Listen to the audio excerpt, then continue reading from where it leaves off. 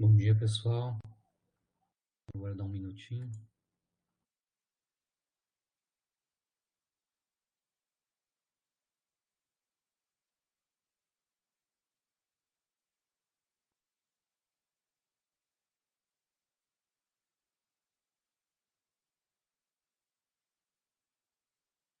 Bom dia, então, vamos começar só para organizar então a aula de hoje. A gente vai então analisar na aula de hoje a questão dos sistemas de referência não inerciais, né?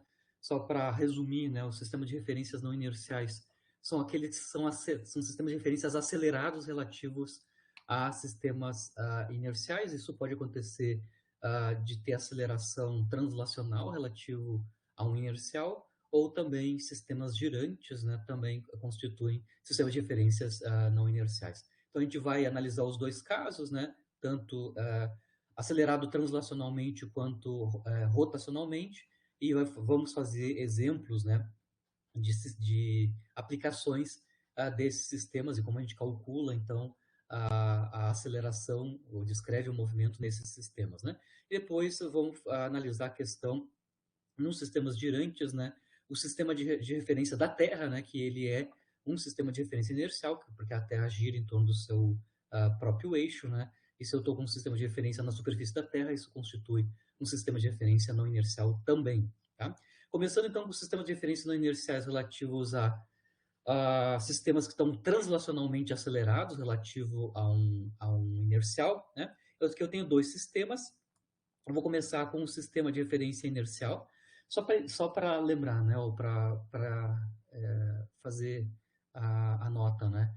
O sistema de referência inercial, eu consigo testar que ele é um sistema de referência inercial se a primeira lei de Newton é válida nesse sistema, ou seja, uma partícula livre, né, ou uma partícula que está sujeito à força resultante nula, né, vai desenvolver, ou vai ficar em repouso, ou vai ficar em movimento uniforme nesse sistema de referência, se ele for inercial, né.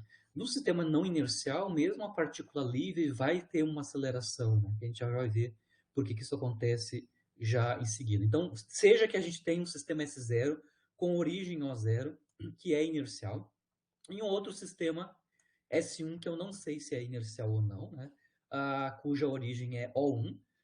E eu vou descrever nesses dois sistemas, no sistema inercial e no sistema S1, uma partícula de massa m pontual, os vetores posições dessa partícula no sistema inercial R0, no sistema S1 R1, e o vetor B localiza a origem do sistema S1 relativo à origem do meu sistema inercial. Desses três vetores aqui, a gente vê que eles obedecem essa relação, né, de soma vetorial, né? O vetor R0, que é o vetor posição da partícula no sistema inercial, vetor posição da partícula no sistema inercial, é a soma do vetor B com o vetor R1. Então, os dois vetores posições das partículas são relacionados, né, nos dois sistemas.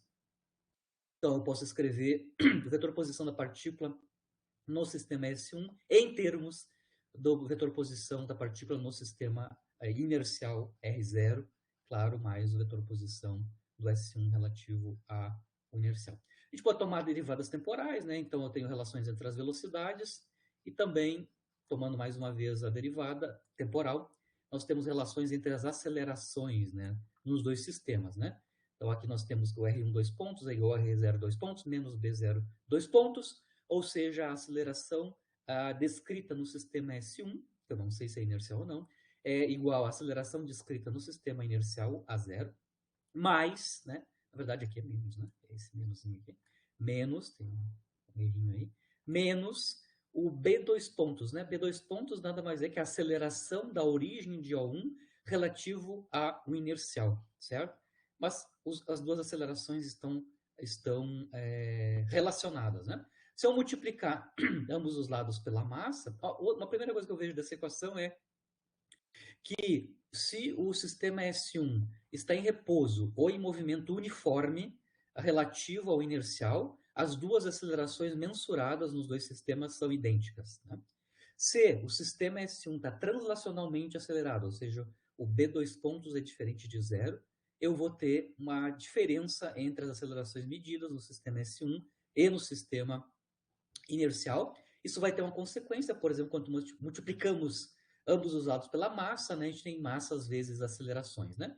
num sistema de referência inercial, massa vezes aceleração da partícula, m a zero, né, é igual, exatamente igual, o somatório das forças físicas que estão atuando sobre a partícula ou sobre o sistema.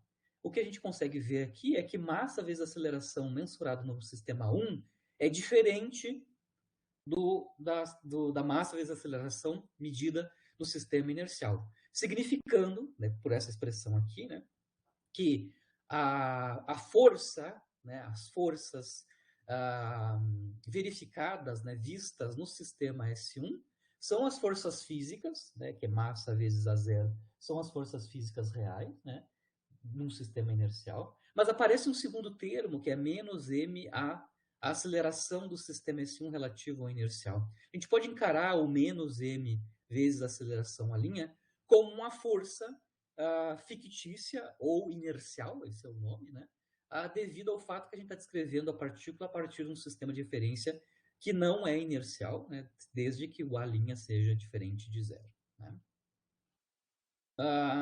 E lembrando que menos m' é denotada, né, chamada força inercial ou fictícia, né, que não obedece à terceira lei de Newton, porque lá não é de origem física. Né? A origem dela é um artefato que vem do fato de eu estar utilizando a descrição do movimento num sistema não inercial. Né? E, claro, as acelerações e massa vezes aceleração, forças, né, nos dois sistemas estão relacionados. Certo? Lembrando que o sistema inercial é aquele onde uma partícula livre está em repouso ou movimento uniforme. Né? Também a gente vê que se o sistema é inercial, né, qualquer sistema que está se movimentando com velocidade uniforme relativa a outro inercial também é inercial por essa expressão aqui. As acelerações medidas são as mesmas. Agora eu vou fazer uma série de exemplos onde a gente está analisando dois sistemas, né, um inercial, em geral o sistema de laboratório, e um sistema acelerado, e a gente utilizar as relações entre as acelerações, né, para obter informações sobre o movimento dos dois sistemas. Né? Então, eu vou começar com a primeira relação entre dois sistemas, inercial e não inercial. No caso aqui, de um avião, né, que acelera na pista, e dentro do avião tem um viajante com um pêndulo. Tá? Quando o avião acelera, esse viajante ele mede o ângulo relativo à vertical, por exemplo, 22 graus, né? Quando o avião está acelerado. Com essa informação do ângulo que o pêndulo faz com a vertical dentro do avião, né? A gente vai tentar, então, determinar a aceleração, certo? Então, aqui eu tenho... Obviamente, eu estou pensando que o avião é um sistema de referência... um sistema de referência dentro do avião é um sistema de referência não inercial quando o avião está acelerado, né? Então, aqui eu tenho dois sistemas. Eu vou começar com o sistema inercial, que é o sistema de laboratório, S0, né? Então, sistema de coordenadas inercial. E eu vou colocar um sistema de referência não inercial dentro do avião, certo? Dentro do avião, o viajante mede com o pêndulo, enquanto o avião está acelerado, um ângulo θ relativo à vertical. Eu vou denominar de alfa, vetor alfa, ou vetor aceleração do avião relativo ao sistema inercial, ao sistema de laboratório. Aqui eu estou só mostrando o diagrama de corpo livre no sistema inercial, ou seja, as forças físicas, né, que estão atuando sobre o pêndulo, que é o objeto que eu vou utilizar para obter informação da aceleração. Né? Só temos duas forças, né, a força gravitacional e a força de tensão. Né? Aqui nós temos os ângulos, a massa da partícula. É o diagrama de corpo livre das forças físicas atuando sobre o pêndulo. Né? Lembrando que o pêndulo, enquanto o avião está acelerado, ele mantém o ângulo θ fixo. Né? Ele não está desenvolvendo movimento pendular ainda. A gente apenas mede o ângulo relativo à vertical. Bom, no sistema inercial, que é o usual, né, onde as três leis de Newton valem, né, são válidas, a gente já sabe qual é, que é a relação entre massa vezes aceleração desse sistema, que é o A0, e a força resultante, que é a soma da força gravitacional mais a força de tensão. Eu posso projetar a segunda lei na direção x e y, né? Ou seja, escrever essa equação vetorial em termos das componentes cartesianas dessa equação vetorial. Né? Na componente x a gente tem massa, a componente x da aceleração a zero é igual à componente x das forças. Né? A única força que tem componente x é a tensão. Né? A projeção da força de tensão na direção x, né, é o cateto adjacente desse triângulo retângulo, cujo ângulo é θ, né? Então, obviamente, essa projeção é T seno θ, né? T seno θ, perdão, cateto oposto, né, ao ângulo θ, a projeção, então, é T seno θ. Na direção y, a gente tem massa vezes a componente y da aceleração a zero, igual a soma das componentes y das duas forças, no caso as duas têm componente y, na área da tensão é T cosseno θ, e do peso, ele já está na direção y, né, menos mg, né, onde o nosso sistema de referência, o y positivo é para cima, né, igual a zero, porque a gente não tem a aceleração, movimento na direção vertical, né, a direção vertical relativa ao sistema de referência inercial, certo? Essa segunda equação, na direção y, me dá a escrita da força de tensão, módulo da força de tensão, em termos do peso, né, da partícula, mg dividido por cosseno θ. E na componente x, relaciona a componente x com a tensão. Agora vamos para o outro sistema, que é o sistema de referência inercial. A gente sabe que as acelerações do sistema não inercial e no sistema inercial são relacionadas, né? A gente mostrou que ma1 é igual a ma0 menos m a linha, onde menos m a linha é a força fictícia, nesse caso, né? Devido à aceleração do sistema S1, certo? Se nós só projetarmos essa equação vetorial na direção x, né?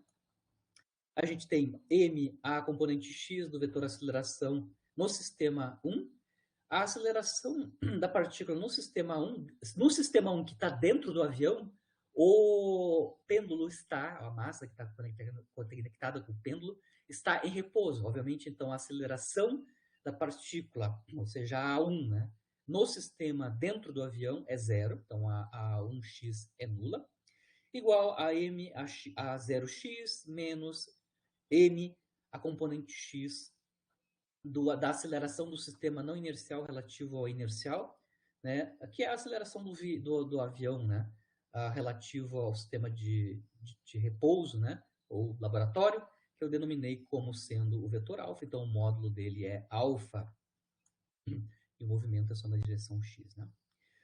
Lembrando, então, que aqui a gente tem uma relação, diretamente vamos obter a aceleração do avião, alfa, ou a aceleração do sistema não inercial relativo ao inercial, em termos da tensão, né? A gente consegue mostrar aqui que alfa pode ser escrito como T seno θ dividido pela massa, substituímos a expressão da T em termos do peso, e a gente vê claramente que a aceleração pode ser obtida a partir do produto da aceleração gravitacional multiplicada pela tangente do ângulo relativo à vertical medida pelo pêndulo dentro do avião, né? Por exemplo, naquele caso onde foi medido o ângulo de 22 graus, a aceleração do avião pode ser obtida diretamente a partir desse ângulo, né? É a aceleração da gravidade, 9,8 metros por segundo ao quadrado, multiplicado por tangente de 22 graus, isso dá 3,96 metros por segundo ao quadrado. Então, aqui é um caso direto, onde a gente consegue obter a aceleração de um determinado objeto que está acelerado relativo a um sistema inercial a partir da análise do diagrama de corpo livre e a relação entre as acelerações nos dois sistemas, no não inercial e no inercial. Lembrando que aqui eu estou analisando apenas sistemas translacionalmente acelerados relativo a um inercial. Aqui eu tenho um outro exemplo onde eu tenho um elevador no espaço, então é fora, no espaço sideral, sem campo gravitacional, né? Acelerado para cima com uma aceleração exatamente igual a g. Então a aceleração alfa do elevador é igual ao g, tá? E tem uma pessoa dentro do elevador, né, desse elevador subindo sem campo gravitacional, com aceleração g relativo ao inercial, né? Tá dentro do elevador e ele sobe de uma balança, tá? E eu quero calcular qual é que é o valor da força normal, que é o que ele vai medir na balança, né? Nesse caso, aqui eu tenho um desenho esquemático desse problema, né? Eu tenho o sistema de referência inercial, o sistema de laboratório, cuja origem é O0, né? A gente chama esse sistema de S0, né? Aqui a gente tem um elevador no espaço livre, sem campo gravitacional, que está acelerado, né, relativo ao inercial, com uma aceleração alfa, cujo módulo é g e aponta na direção J chapéu, Y positivo, né, para cima. Aqui eu estou fazendo o desenho esquemático dentro do elevador, né? Dentro do elevador tem uma pessoa em cima de uma balança, certo? E o meu sistema S1, que está colado, está dentro do elevador. O sistema S1, claramente, é um sistema não inercial, porque está acelerado com aceleração g relativo a um sistema inercial, certo? Esse é o desenho esquemático dos dois, relacionando os dois sistemas, né? Como no caso anterior, a gente desenha o diagrama de corpo livre, analisa o diagrama de corpo livre. Como a gente não tem campo gravitacional, né? Se eu tenho uma partícula, que é a abstração da pessoa, escrita em termos de uma massa pontual, né? Como não tem campo gravitacional, a única interação da pessoa é com a superfície da balança, né? Ou seja, ela está sentindo a força de reação normal, né, da superfície da balança contra essa pessoa. Então, o diagrama de corpo livre, nesse caso, sem campo gravitacional, é bem simplificado. A única força é a força normal que está atuando sobre a partícula, a única força física, né, que está atuando. Lembrando, a gente sabe a relação entre as duas acelerações nos dois sistemas, né? Vamos analisar primeiro o sistema S1, que é o sistema acelerado, né?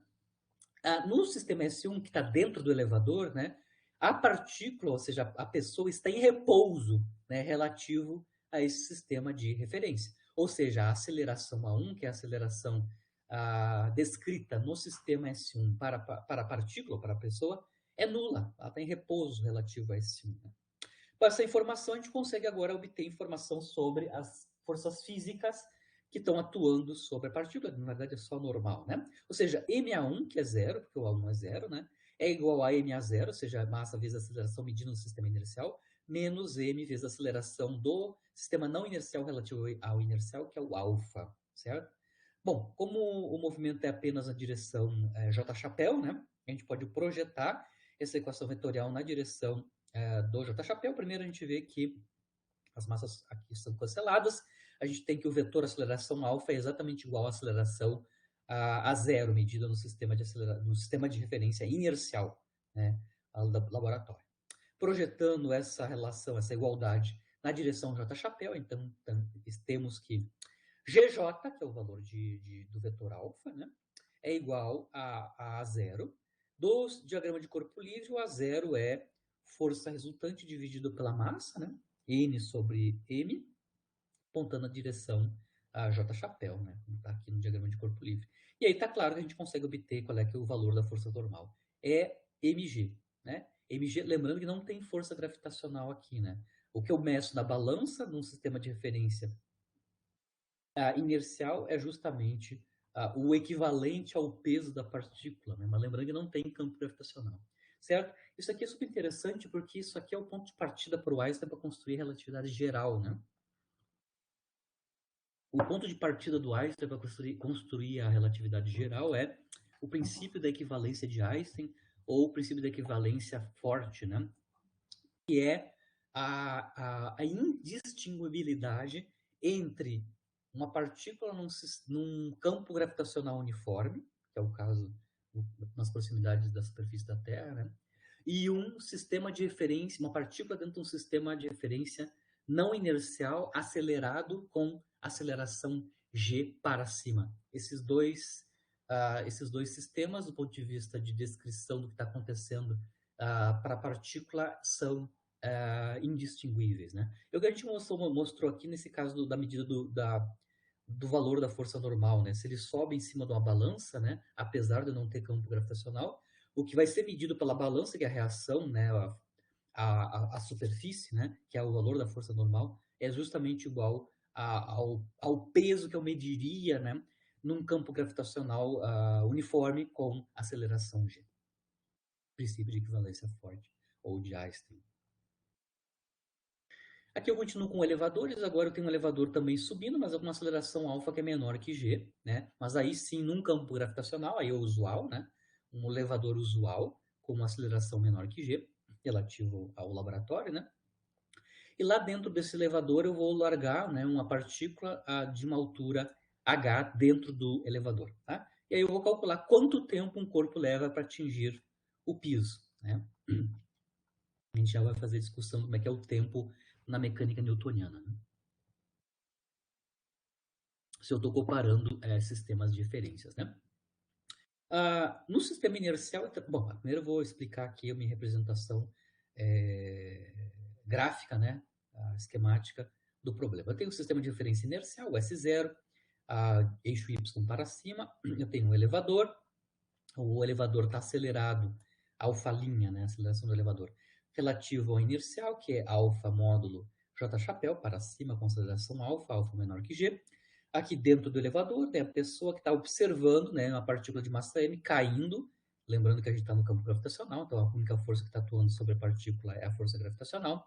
E o meu sistema S1, que está dentro do elevador, então é um sistema acelerado translacionalmente relativo ao S0, né? Também a coordenada Y eu estou chamando de Y1, né? Então o índice 1, subíndice 1 é relativo ao sistema S1, né? Na minha anotação, tá? No sistema inercial S0, a gente já sabe qual é a relação entre a aceleração medida nesse sistema e as forças físicas, né? A soma das forças físicas, força resultante, sobre a partícula, ou seja, ma0 igual à força gravitacional, né? Projetando isso na direção y, que é a única direção de movimento, a gente então tem que ma0 j chapéu é igual a menos mg, que é o módulo da força-peso, e a direção em sentido menos j chapéu. É a primeira coisa no sistema inercial relativo à partícula, né? No sistema não inercial, sempre a gente tem relação entre as acelerações, né? ma1 igual a ma0 menos ma', né? De novo, aqui eu tenho uma força não inercial que vale menos m a linha, né? Bom, aqui eu estou já projetando isso na direção y, né? ma1 projetado é ma1 j chapéu, onde A1 é a intensidade da aceleração medida no sistema dentro do elevador, né? ma0, que a gente acabou de calcular, né? E menos mg j chapéu, menos m a linha, ou vetor a linha é escrito como sendo a j chapéu, e tem multiplicado por m, isso dá menos m alfa j chapéu. Então, aqui já conseguimos entender que esse último termo corresponde a uma força inercial que tem módulo m alfa e direção para baixo, menos j chapéu, certo?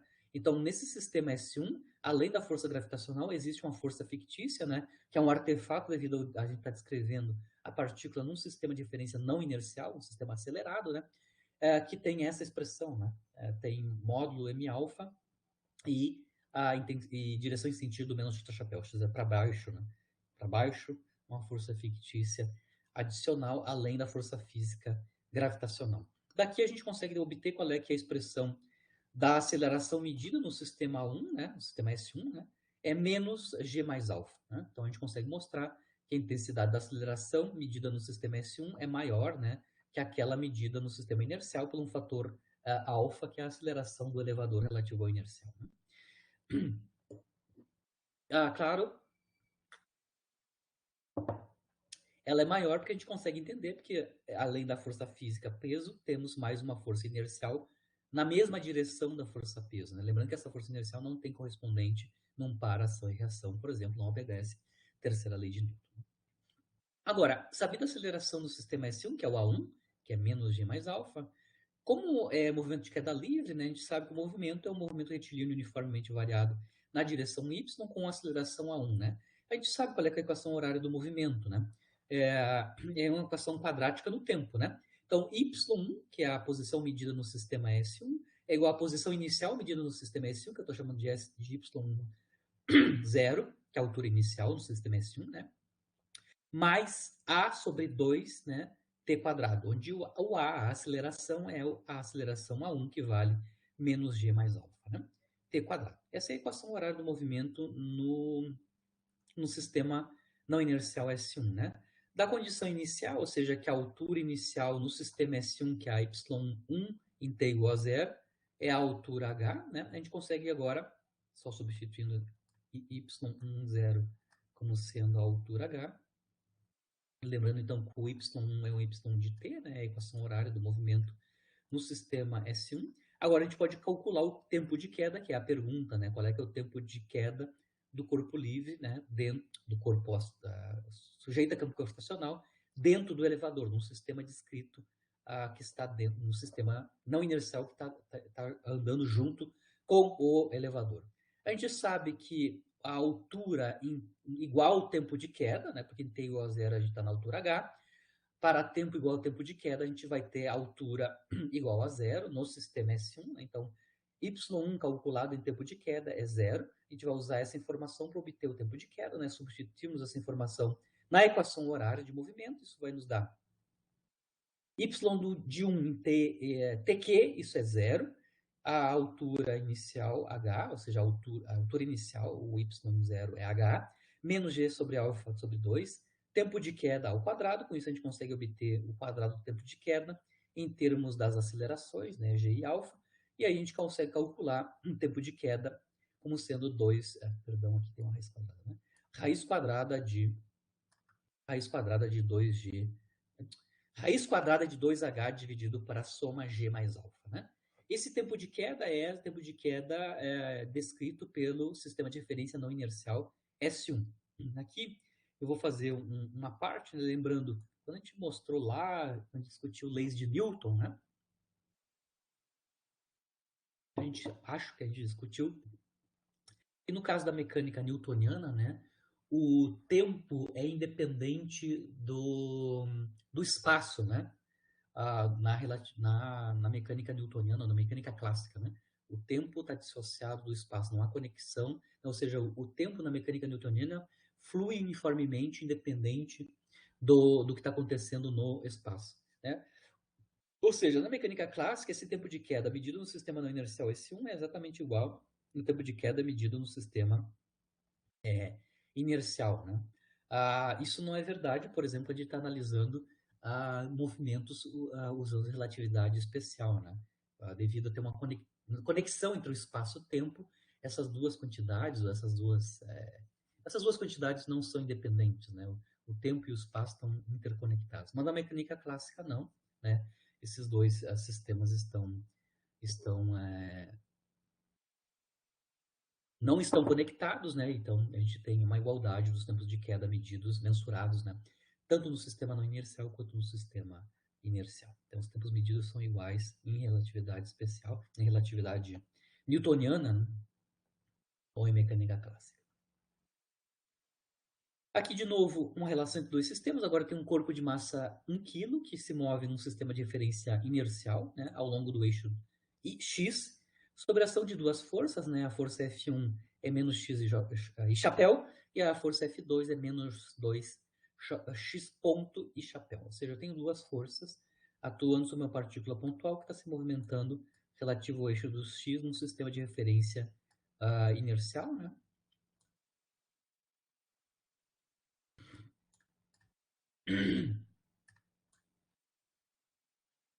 E aí a gente tem as condições iniciais que x em t igual a zero é zero e a velocidade inicial é 1 metro por segundo nesse sistema de referência inercial. A gente tem um outro observador que está se movimentando paralelamente ao eixo do x, né? Movendo-se com aceleração que é dependente do tempo, que é a linha, né? Que é então, a aceleração do sistema não inercial relativo ao inercial, que é menos t e chapéu. Então, a aceleração não uniforme, né? Ela aumenta linearmente com o tempo a aceleração desse sistema de referência não inercial, né? E em t igual a zero, a origem desses sistemas de coordenadas coincidem, né? Ou seja, o x0 e o x1 calculadas em t igual a zero são idênticas, né? E eu quero saber, então, o problema é saber qual é que é a equação de movimento nos dois sistemas de referência. No inercial e num sistema de referência não inercial que está se movimentando relativo ao inercial com uma aceleração não uniforme, a linha, que é menos t e chapéu, andando no sentido contrário ao x positivo no sistema inercial. Vou começar com o sistema inercial, que é o usual, né? Para obter a equação horária do movimento, a gente vai resolver a segunda lei, né, para o sistema de referência inercial, ou seja, massa vezes aceleração medindo o sistema inercial, que é o A0, é igual à força resultante, que é a soma das duas forças, né, a F1 e a F2. Como o movimento é na direção x, né, a gente tem massa vezes a componente x da aceleração a zero, que é o x dois pontos, né, e chapéu igual as duas forças que são na direção x, menos x e chapéu, menos 2j ponto, j ponto, x ponto e chapéu, né? Está aqui. Obviamente, essa equação vetorial vira uma equação escalar, né? Dividimos ambos os lados pela massa, né? E a gente vê que a gente tem uma equação diferencial desse tipo, né? A gente obtém a solução dessa equação diferencial de segunda ordem, ordinária, né? Com coeficientes constantes, homogênea, vai dar, claro, a solução de movimento. Está claro que tipo de movimento é, A gente sabe que a força F1 basicamente é a força elástica e a força F2 é uma força de dissipação, né, linear na velocidade. Está claro que essa partícula no sistema de referência inercial é um oscilador amortecido, né? É um oscilador amortecido que está sujeito a uma força elástica e uma força dissipativa proporcional à velocidade, né? Então, essa equação diferencial, a solução dessa equação diferencial vai ser a solução de um oscilador amortecido, né? Oscilador amortecido. Bom, para resolver essa equação diferencial de segunda ordem, a gente vai ter que calcular primeiro a equação característica, né? As raízes da equação característica, porque a partir das raízes dessa equação característica, a gente vai construir a solução dessa equação diferencial, né? Aqui eu estou escrevendo a equação característica, a minha variável para a equação característica eu estou chamando de m', né? E os coeficientes constantes são 1, 2 sobre m e 1m, né? Então está aqui escrita a equação característica, associada a essa equação diferencial de segunda ordem, ordinária, coeficientes constantes, homogênea, né? A gente consegue mostrar que a equação característica tem uma solução única, né? Que é menos 1 sobre m, né? Só tem uma solução real, né? E única. Quando a gente tem na equação característica, pelos métodos, soluções de equação diferencial de segunda ordem, né? Equação característica com solução única, né? A solução da equação diferencial correspondente é essa combinação linear, né? A e na m'T mais b t e na m'T, o segundo termo eu multiplico por t, de maneira que as duas soluções particulares sejam linearmente independentes, né? E m' é a solução única para a equação característica. Essa é a equação de movimento que corresponde à solução da equação diferencial de segunda ordem correspondente para esse movimento, onde a m' é o inverso, o negativo da inversa da massa, né? Onde eu já coloquei aqui, então, quanto é que é m', o negativo da inversa da massa. Como a massa é 1 kg, né? A m é 1, a gente tem essa equação horária de movimento no sistema de referência inercial, que é a equação horária de um oscilador amortecido, né? Não é subcrítico, senão nós teríamos uma função trigonométrica aqui, mas deve ser um oscilador crítico ou supercrítico, né? Mas basicamente é um oscilador amortecido que tem essa equação horária. Os coeficientes AB, a gente já sabe, né, são obtidos a partir das condições iniciais, né? Para isso, a gente vai precisar também calcular a velocidade, né, a partir da equação horária. Né? Bom, as derivadas temporais vão ser tomadas nos dois termos, sendo que no segundo termo a gente vai ter que calcular uma derivada do produto, né? Aqui está calculada explicitamente a derivada do produto e a derivada do primeiro termo, que é trivial, né? São derivadas exponenciais, né? Aqui está a expressão, então, da velocidade em termos do tempo a partir da equação da posição em termos do tempo. Tá? Com essas duas equações, a equação horária e a equação da velocidade em termos do tempo e as condições iniciais, que são essas, né? X em 0 é 0, x ponto em 0 é 1 metro por segundo, no sistema inercial, né? A gente consegue obter, então, os coeficientes. Né? Aplicando a primeira condição inicial, isso nos dá aqui em t igual a zero, só sobrevive o primeiro termo, que é a, né? Igual a zero, então o primeiro coeficiente, que é o coeficiente a vai ser zero. E a segunda condição inicial, que é x ponto em zero, né? Colocando t igual a zero aqui, a gente vê que vamos ter menos a mais b, né? Igual a 1 metro por segundo, significando que o coeficiente b é 1. Com essa informação, a igual a zero, b igual a 1, substituímos na equação horária e, finalmente, já aplicando as condições iniciais, a equação horária do movimento no sistema de referência inercial, né, S0, né, do laboratório é x de t, é t e na menos t. Essa é a equação horária de movimento no sistema inercial. Agora vamos obter a equação horária de movimento no sistema não inercial. Né? Lembrando que aqui nesse sistema não inercial, como ele está se movimentando acelerado, e essa aceleração, inclusive, é dependente do tempo, né? Contrária ao eixo do x positivo, claramente vai ter uma força não inercial fictícia quando eu descrevo o movimento dessa partícula, desse oscilador amortecido nesse sistema S1, né? A gente já sabe qual é, que é a expressão dessa força inercial, né? É menos m, a linha, né? Onde a linha é a aceleração do sistema não inercial relativo ao inercial, né? No nosso caso, a gente já sabe qual é, que é a expressão do a', né? É menos t e chapéu, né? Porque a aceleração é contrária ao eixo do x positivo no sistema inercial e ainda tem intensidade que é linear no tempo, né? Uma aceleração variável, né? Linear no tempo. A gente consegue calcular que a força inercial, então, é para a direita, ou seja, paralelo ao eixo do x do sistema inercial, né? E tem intensidade mt, tá? mt, ou seja, a intensidade dessa força inercial aumenta com o tempo desta forma, né? E aparece uma força adicional, além daquelas duas, que é fictícia, apontando para a direita, né? Além das duas reais, né? A equação dinâmica do sistema de referência S1, então, a gente já sabe a relação entre as relações entre as acelerações, né? Massa vezes a aceleração do sistema S1 é a massa vezes a aceleração do sistema inercial, que basicamente é a força resultante real, né? Que é a soma das forças F1 e F2 reais, mais a força inercial, né? No sistema S1, que é o menos M a linha, vetor L. Projetado isso na direção em chapéu, que é a direção de movimento, né? Então, a gente vai ter massa vezes a componente x do vetor A1, que é x' dois pontos. Então, eu estou usando os sistemas linhas como as coordenadas no meu sistema de referência não inercial S1, né? X', Y', Z' são as coordenadas nesse sistema. Então, a coordenada x da partícula desse sistema é x', a aceleração na direção x é x' dois pontos. Isso é igual à soma das forças resultantes componente x. Isso é a massa vezes a aceleração da partícula componente x na direção x, que é o x dois pontos, no sistema inercial, né? E a força inercial, que a gente acabou calculando explicitamente, que é m vezes t, né? E chapéu, né? Então, aqui a gente tem a relação entre as acelerações no sistema não inercial S1 e no sistema inercial S0, né? X' dois pontos é igual a x dois pontos mais t, né? Quando a gente dividiu ambos os lados pela massa. Então, as acelerações dos sistemas estão conectadas. Se a gente quer calcular a equação horária, a gente vai integrar ambos os lados, né, no tempo. Então, integrando na primeira vez no tempo ambos os lados, a gente vai obter integrando a aceleração, a gente obtém a velocidade, né? Então, integrando x' dois pontos, a gente vai ter x' ponto, que é a velocidade em termos do tempo.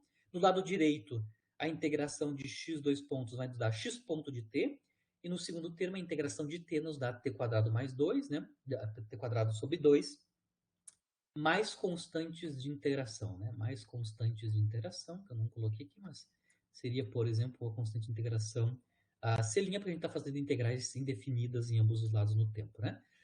Nas equações que relacionam as velocidades, integramos mais uma vez no tempo, e aí a gente chega nas equações horárias, né? A integral de x' ponto vai nos dar o x' de t, a integral de x ponto de t vai nos dar o x de t, a integral de t quadrado sobre 2 vai nos dar t ao cubo sobre 6, mais constantes de integração, né? Mais constantes de integração. Certo. Lembrando que a gente comentou, né, que em t igual a zero, as coordenadas da partícula nos dois sistemas coincidem, né? Ou seja, x' em zero, x' zero. Na verdade, aqui temos, aqui teria um tempo também, né?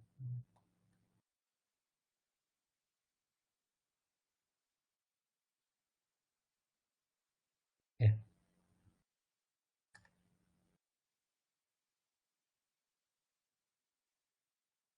As coordenadas coincidem, né? Nos dois sistemas quando o tempo é igual a zero, isso vai ter como consequência, né? Como consequência o fato que a constante integração aqui seja nula, né? O C aqui, o coeficiente C é nulo, né? Tem que ser nulo, né? Então, a princípio, a gente consegue calcular, né, claramente a equação horária do movimento no referencial S1, né? A gente tem T na menos T, que é a equação horária no sistema S0, mais T ao cubo sobre 6, né? E mais constante de integração, que a gente consegue mostrar que é nulo, né? Então, a gente consegue comparar quais são as equações horárias nos dois sistemas, né? No sistema inercial, equação horária de um sistema de um oscilador amortecido, e aqui a gente tem um termo cúbico que aparece, né, na equação horária no sistema S1, que advém, a princípio, que advém, a princípio, do fato que a gente está descrevendo um movimento a partir de um sistema não inercial. As equações horárias estão relacionadas. Né?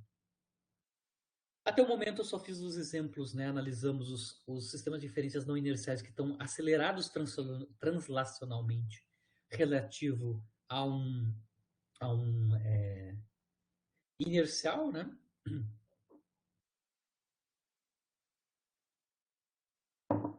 Mas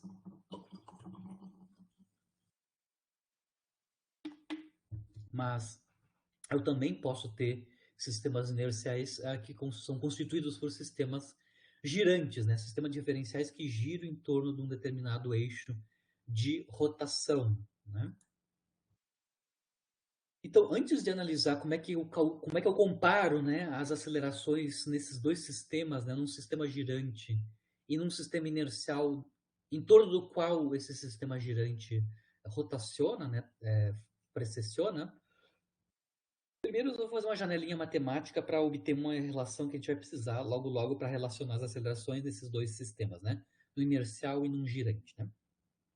Então, primeiro eu vou analisar esse caso aqui, tá? Eu tenho um vetor constante, que é o vetor A. Esse vetor constante A está girando em torno de um eixo de rotação, por exemplo, aqui o eixo Z, né? Com uma velocidade angular ômega. Então, eu tenho um vetor, um vetor de módulo constante A que precessiona, né, gira em torno dessa direção com velocidade angular dado por ômega. Ou seja, a ponta desse vetor constante, ele descreve, né, um círculo, né, no plano perpendicular ao eixo Z, ao eixo de rotação. A notação, né, o ângulo entre o vetor A constante e o eixo de rotação, ou a direção de ômega, né, é φ, certo?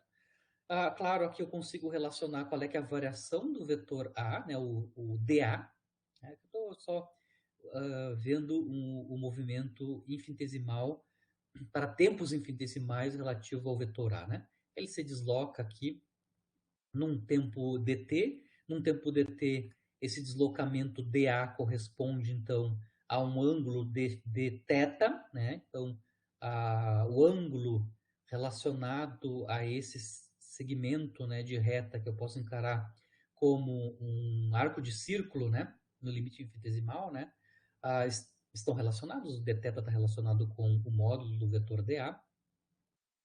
Outra coisa, né, o círculo, né, que é descrito pela ponta do vetor A, enquanto ele está se movimentando em torno do eixo de rotação. Pode ser calculado por trigonometria, né? Aqui esse triângulo retângulo tem hipotenusa igual ao módulo do vetor A. O ângulo φ e o cateto oposto aqui pode ser calculado a partir do módulo do vetor A, que é a hipotenusa multiplicado por seno desse ângulo φ, né? Então, o raio, né, desse círculo aqui é a seno φ. Com isso, a gente consegue calcular no limite de pequenos ângulos ou pequenos tempos, né, qual é que é o ângulo de θ, né? O ângulo de θ é definição de ângulo em radiano, né? É o tamanho do arco de círculo, né? Que no limite de pequeno tempo e pequeno ângulo de θ é o módulo do vetor dA dividido pelo raio desse círculo, que a gente acabou de mostrar que é a seno θ, né? Com isso, com essa informação do ângulo de θ, no limite infinitesimal, a gente consegue mostrar que o módulo do vetor dA, né, é escrito como a seno φ de θ. Né? Lembrando que o ângulo φ é constante, né? Só quem varia aqui é o ângulo θ. Né? Se a gente dividir ambos os lados pelo um tempo finito dt, né, a gente vai obter esta relação aqui, né? A módulo de dA dt é a seno φ de θ dt, né? Tomamos o limite infinitesimal depois, né? Isso vai nos dar, então, dA dt igual a seno φ dθ dt. Lembrando que dθ dt no limite infinitesimal é a velocidade angular, né? Ou seja, a dA dt, vetor, né? É ômega A seno φ. Tá claro que ômega A seno φ, né? Tá relacionada, né? Tá relacionada com produtos vetoriais, né? A gente sabe que o módulo de um produto vetorial é o módulo do primeiro vetor, módulo do segundo vetor, seno do ângulo entre eles, né? O ângulo entre ômega e A é realmente o ângulo φ, né? Então tá claro que o que a gente obteve no lado direito claramente é o módulo de um produto vetorial, e o módulo do produto vetorial associado é o módulo do produto vetorial do vetor ômega com o vetor A, tá? Dessa relação aqui, né, dessa equação aqui, a gente consegue mostrar que a taxa de variação temporal do vetor constante A, né, é igual ao produto vetorial ômega vetor A, onde ômega é a velocidade angular de giro do vetor constante A relativo ao eixo de rotação. Tá? Lembrando que o vetor dA dt é um vetor paralelo ao vetor dA, né, que é o vetor de deslocamento, né, do vetor constante A. Essa janelinha matemática, né, qual é que é a taxa de variação temporal de um vetor constante, né, escrito em termos de um produto vetorial que envolve a velocidade angular de giro dele em torno do eixo de rotação, vai ser utilizado logo logo quando a gente vai relacionar sistemas girantes relativos a um sistema inercial. Tá? Então, guardemos essa relação aqui para vetores constantes, né? dA dt e ômega vetor A. E aí, finalmente, agora vamos analisar dois sistemas, né? Um inercial e outro não inercial, só que esse não inercial não está acelerado translacionalmente relativo ao inercial, mas sim está girando, né? Em torno de um determinado eixo de rotação. Então, vou considerar dois sistemas, o S0, que é o inercial, e um S1, que é um sistema girante com a mesma origem, tá? Os dois sistemas têm a mesma origem, né? Aqui eu estou representando os dois sistemas, começando com um sistema cuja origem é O0, que é o sistema inercial S0, né? As coordenadas são x, y, z. E os versores, né, são I chapéu, né, J chapéu e K chapéu, né? Sistema usual, né, em inercial laboratório. E o sistema S1, tá? Que é um sistema girante em torno do eixo Z, né, com velocidade angular ômega, certo? A origem de O1 coincide com a O0, eles têm a mesma origem, tá? E claro, aqui eu estou escrevendo as coordenadas nesse sistema novo, que é o S1, né? Que eu estou denotando por x', y', z'. Então, são as coordenadas do sistema, no sistema S1, né? E vejam bem, os vetores unitários nessas direções cartesianas, x', y' e z', eu vou denotar por I' chapéu, J' chapéu e K' chapéu. Então, são os vetores unitários nessas direções cartesianas do sistema S1, onde as origens coincidem, né? Muito bem. Agora eu quero relacionar, né, as quantidades mensuradas na dinâmica, né, nos dois sistemas, no sistema inercial e no sistema girante em torno do eixo Z, por exemplo. Né? Bom, a primeira coisa que eu vejo é quando eu estou descrevendo a posição de uma partícula, né, de massa m pontual. Nos dois sistemas, eu vejo que os vetores posições nos dois sistemas, no sistema S0 e no sistema S1, são coincidentes, né? Como eles partilham a mesma origem, tá? O vetor R0, que é o vetor posição da partícula no sistema S0, e o vetor R1, que é o vetor posição da partícula no sistema 1, são vetores iguais, né? Por quê? Eles vão ter o mesmo módulo, a mesma direção e o mesmo sentido. Ou seja, nesses dois sistemas, no sistema inercial e no sistema girante, os vetores posições são idênticos, né? O R0 é igual ao R1. Isso não implica que as acelerações e as velocidades nos dois sistemas são iguais. A gente já vai mostrar isso aqui claramente. Para mostrar que eles não são iguais as velocidades e as acelerações, a gente vai analisar em detalhes as derivadas temporais partindo dessa relação de igualdade entre os vetores posições. Certo?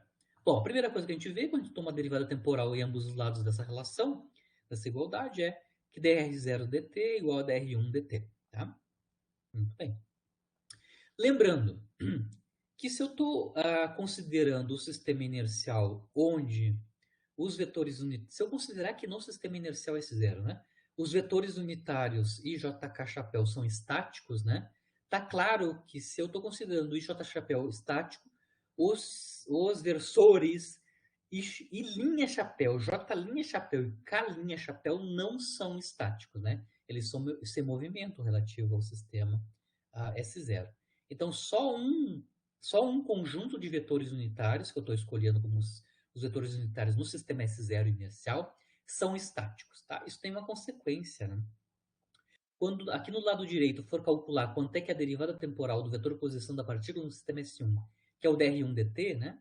Eu vou calcular, claro, a derivada temporal do vetor posição no sistema S1. O vetor posição no sistema S1, né?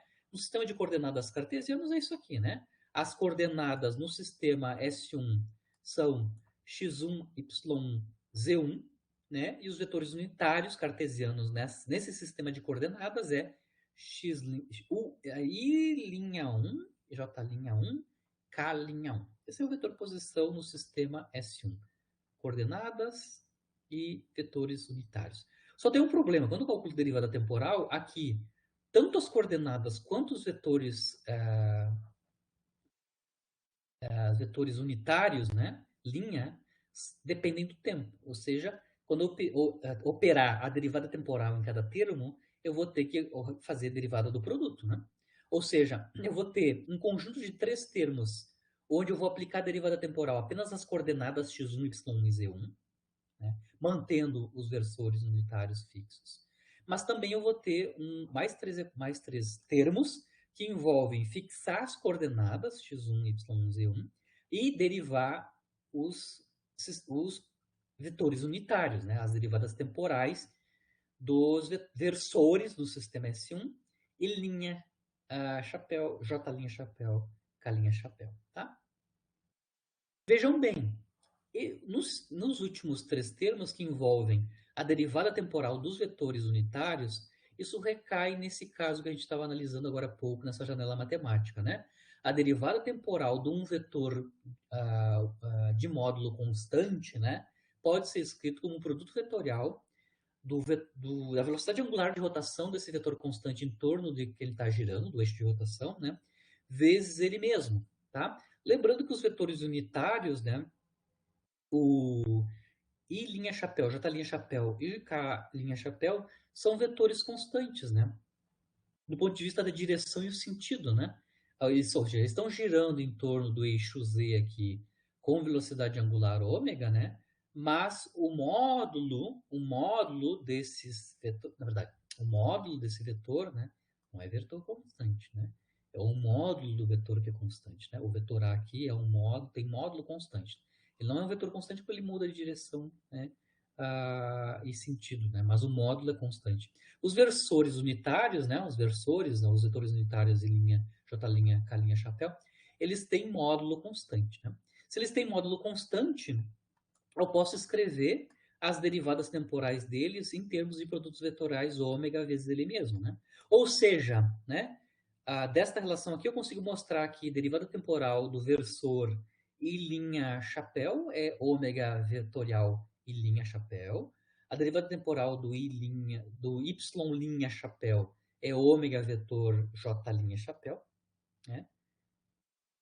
Voltando.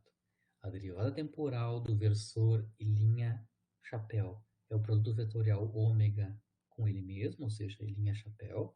Derivada temporal do J' chapéu é ômega vetorial J' chapéu e derivada temporal do K' chapéu é ômega vetorial K' chapéu. Tá? Então eu posso reescrever esses 3 fatores aqui, esses 3 termos, né? Esses 3 últimos termos, em termos dos produtos vetoriais, né?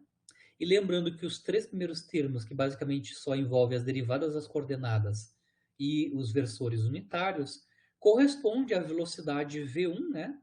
A velocidade da partícula no sistema S1, né? No sistema S1, as coordenadas as componentes cartesianas das velocidades, né? São dx1 dt, dy1 dt, dz1 dt, e os vetores unitários cartesianos no sistema S1 relativo a esse vetor velocidade é os versores linhas, né? Certo? Então, os 3 primeiros termos aqui também pode ser escrito como vetor velocidade da partícula no sistema S1. E aí, finalmente, a derivada temporal do vetor posição da partícula 1, da partícula no sistema girante S1 é o vetor velocidade dela nesse sistema, V1, mais os três termos que envolvem, então, agora escrito em termos dos produtos vetoriais, né? Então, a gente tem as coordenadas vezes o produto vetorial, coordenada, produto vetorial, coordenada, produto vetorial. Lembrando que o vetor posição da partícula 1 tem coordenadas x1, y1, z1 e vetores unitarios VJK, linha, chapéu, né? A gente vê que esses três últimos termos, né, nada mais é que o produto vetorial ômega, quando a gente inclui, né, junto com os versores as coordenadas, né, a gente vai obter que os caras que a gente está fazendo o produto vetorial no segundo vetor, o segundo vetor no produto vetorial basicamente é o vetor R1. Então a gente consegue mostrar claramente, né, claro, usando aquela propriedade que a gente acabou de mostrar matemática, né, que a derivada temporal de um vetor que tem módulo constante, né, pode ser escrito em termos do produto vetorial, a velocidade angular dele, vetor com ele mesmo. Então, dr1dt é v1 mais ômega vetor r1. Lembrando que o dr1dt é igual ao dr0dt, né?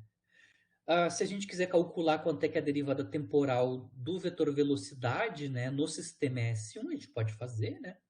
A derivada temporal do vetor velocidade no sistema 1, né, que vai dar basicamente a aceleração translacional, né, obtida no sistema 1, né?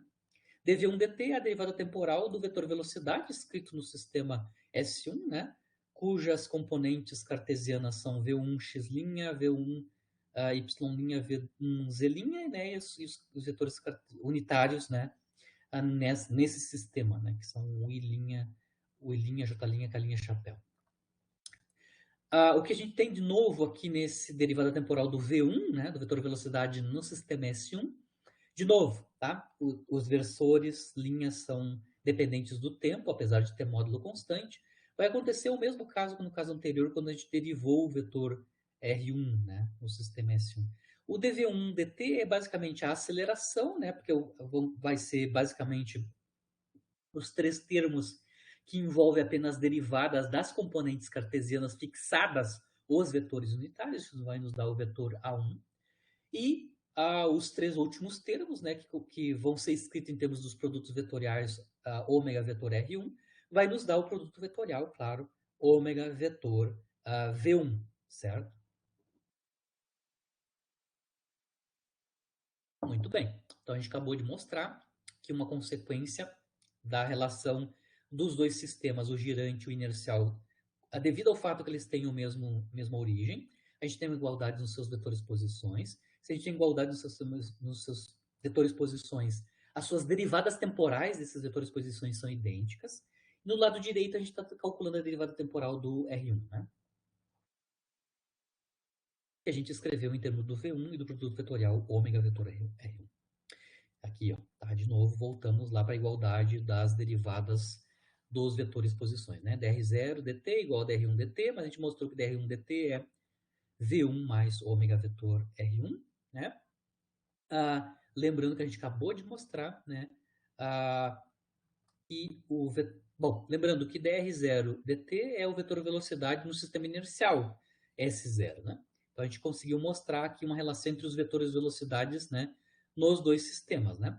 O vetor velocidade no sistema 0, no inercial, é igual ao vetor velocidade no sistema S1 mais produto vetorial ômega vetor R1, né? Se a gente fizer tomar a derivada temporal desta equação, a gente vai obter uma relação entre as acelerações, né, nos dois sistemas, né, no sistema girante e no sistema inercial. Então, no lado esquerdo, se a gente tomar a derivada temporal, a gente vai ter dv0 dt, que é a aceleração, né, no sistema inercial S0.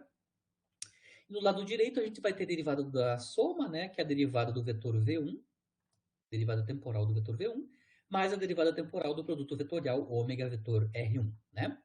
Lembrando que a gente acabou de mostrar que o vetor dv1 dt, né, a derivada do v1, é a aceleração a1 mais ômega v1. Tá? Então a gente vai ter que abrir esses dois termos, né, já sabendo que dv1 dt é escrito desta forma aqui. Né? E claro, a derivada temporal do produto vetorial envolve derivada do produto. Né? Bom, começando então, a gente dv1 dt, a gente tem a1 mais ômega vetor v1, A gente mostrou aqui em cima, né? Então, esses são esses dois termos, né? O primeiro e o último termo corresponde à derivada de V1 relativa ao tempo. E esses dois termos intermediários são a derivada temporal do ômega vetor R1, que é usado a regra do produto, derivada do produto, né? Deriva o primeiro vetor, mantém o segundo inalterado, sem derivada, né? Ou seja, d ômega vetor R1, e depois mantém o ômega e deriva o R1, ou seja, ômega vetor dr1 dt, certo? Nesse termo aqui ainda aparece novamente, né, o dr1 dt, mas o dr1 dt a gente sabe que é A1, perdão. O dr1 dt a gente sabe que é V1 mais o produto vetorial ômega R1. Substituímos ainda mais a informação adicional. Então aqui a gente vai ter dois termos, né? Sendo que um deles vai envolver um triplo produto vetorial, né? Ômega vetor R1. Um triplo produto vetorial vai aparecer explicitamente, né? Bom, quando eu abro aqui esses dois termos, escrevo eles explicitamente, né?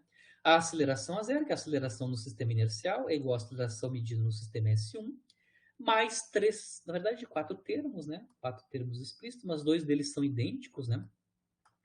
O terceiro e o último termos são idênticos, a gente pode somar eles, né? E aí, finalmente, a gente tem a relação entre as acelerações nos dois sistemas, né? O A0 é igual a 1 mais três termos, né? Onde dois deles envolvem produtos vetoriais, né? E um deles, né, envolve um triplo produto vetorial, ômega, ômega, R1, tá?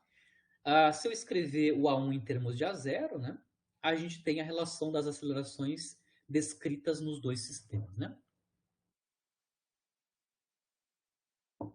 No sistema não inercial, que tem aceleração A1, né, ele é escrito a aceleração dele em termos da aceleração no inercial, né, que é o A0, né, que é o sistema usual, né, do laboratório, mas aparecem mais três termos, três vetores, né? De novo, a gente já mostrou, né, que esses termos que aparecem, que são um artefato devido ao fato de a gente estar analisando o movimento num sistema não inercial, né, são forças fictícias. Claro que a gente multiplica ambos os lados pela massa, né? Então, massa vezes esses três termos aqui, né, significa que a gente vai ter três forças iniciais que aparecem, né, quando a gente está descrevendo o movimento de uma partícula, de um sistema, quando a gente está descrevendo num sistema inercial, que é um sistema girante relativo a um inercial. Tá? Tem três forças fictícias que podem aparecer, três forças inerciais que podem aparecer. Lembrando que nós multiplicamos a massa pelas três acelerações, entre aspas, né? Que aparecem adicionalmente à aceleração física, né? Devido às forças físicas, que é o A0. A gente sabe qual é que são as acelerações medidas dos dois sistemas desta forma. Eu vou identificar a nomenclatura para cada uma das forças inerciais que aparecem, essas três aqui, né? A primeira, a força inercial, que é a que envolve o triplo produto vetorial, ou seja, menos massa multiplicado por esse triplo produto vetorial, é a força centrífuga, né? Centrífuga. Ela é uma das forças inerciais que aparece quando a gente está descrevendo o movimento de um sistema girante, né? A segunda força inercial, que envolve a velocidade da partícula no sistema 1, que é a V1, né? Ou seja, menos 2m, produto vetorial ômega V1, é a força de Coriolis, né? Eu vou ter força inercial de Coriolis se a partícula está se movimentando nesse sistema girante, relativo a esse sistema girante. E, finalmente, a gente tem uma terceira força inercial, né? Fictícia, que envolve o produto vetorial da vetor aceleração angular, que é o d ômega dt, que é a aceleração angular do sistema girante, né? A vetor R1, né? Que eu posso escrever isso como menos m ômega ponto, né? Derivada temporal do vetor velocidade angular, pode ser nulo ou não, né?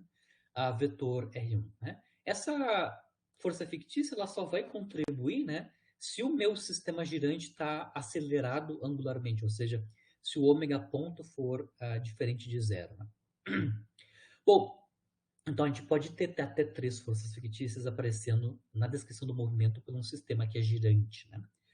Bom, um sistema de referência bem conhecido que, no final das contas, é um sistema girante, né, é o sistema de referência na superfície da Terra, né?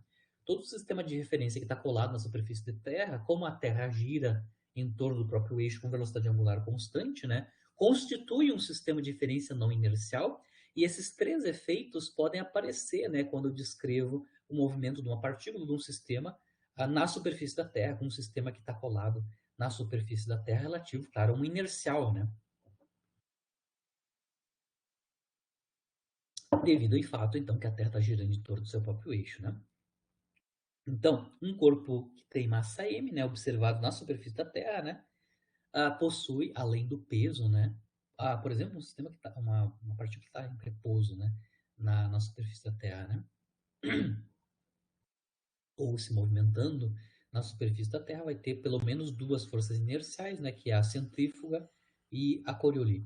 No caso do sistema do referencial não inercial na Terra, como a Terra gira com velocidade angular constante, essa força inercial que corresponde ao terceiro termo, né, a terceira força fictícia, né, é nula, né, porque o ômega ponto é nulo no caso do sistema de referência terrestre, né, colado na superfície da Terra. Mas ainda temos duas forças inerciais, que é a centrífuga e a Coriolis, né? A Coriolis só vai aparecer, né, efeito se a partícula está se movimentando relativo ao sistema de referência que está colado na superfície da Terra. Como a velocidade angular da Terra é pequena, a gente vai até calcular aqui rapidinho a velocidade angular ômega, né? Ela é bem pequenininha do ponto de vista de potências de 10, né? O efeito da força centrífuga é bem desprezível, mas tem algum efeito que a gente, com a latitude que a gente vai mostrar agora há pouco, né?